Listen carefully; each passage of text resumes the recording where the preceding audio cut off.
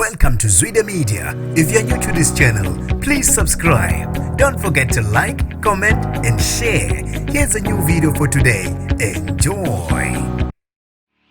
Usheleze waze wafisa ukuguqa ngedolo phansi ongumsakazi woKhozi FM uTshatha Ngobe emva kokuthi ke sekuphele amaviki engazwakali emsakazweni uKhozi FM. Sanibonani nginibingelele ngiphinde nginamukele kuzo zonke izindawo la ngibola khona le video. Mangokuqala usijonela lelikhasi wamolekile igama lami usibonga konke wakandwandwe. Mothanda ke ungangibiza intatheli ka YouTube. Bafethu ke la isithi #road to 50,000 subscribers. Ngicela ke siqhubeke njalo ke sicindezele subscribe button. Monga subscribe uphinde ke ucindezele nebhele khona phela sizofinyelela khona lapha ku 50,000. Ngiyabonga kakhulu ke bafethu kubo bonke asebethe ba subscribe futhi ke abasupportayo. Namhlanje ke ngizokhuluma ngomsakazi woKhozi FM uTshatha Ngobe. Abantu abaningi balokhu basasele nembuzo bafethu emva kokuthi ke sekuphele amaviki ongumsakazi oyintandokazi lapha istation uKhozi FM uTshatha Ngobe oshayela ke noma uphusha ihlelo lapha isidlo sasekuseni kanye noNongcebo uMakhenzi engazwakali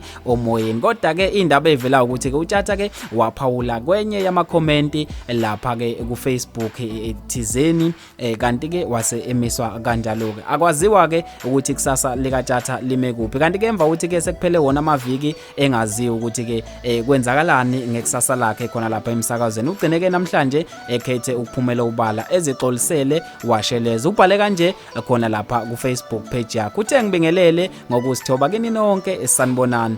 Wathi ke ngicela ukuthatha leli thuba ngishweleze ngombhalo engawubhala ngephawula kwenye iposti eyayikhuluma ngomlando wezingoma ezake zahlukaniswa unyaka emsakazweni uKhozi FM. Wasethi ke le nkulumo igcine silimaza igama leSABC nomsakazo uKhozi FM. Uthe zonke izinkulumo ngeSABC noKhozi FM kumele ke ziqhamuke ehhovisi losomlomo weSABC hayi kimi njengomsakazi. Wathi ngiyaxolisa kakhulu enhlanganweni engisebenza ngaphansi kwayo SABC kanye nomsakazo uKhozi FM. Wasethi ke ngale senzo sami ngiphinde futhi ngixolise nasemaqenjini omculo iMalaika kanye noShwini nomtekhala ngithi yobe ngane zakwethu. Ngiyaxolisa futhi ke nakulabe sagcina sesingakhulumisani kahle kule post yayikhuluma ngomlando wezingoma ezake zahlukaniswa unyaka.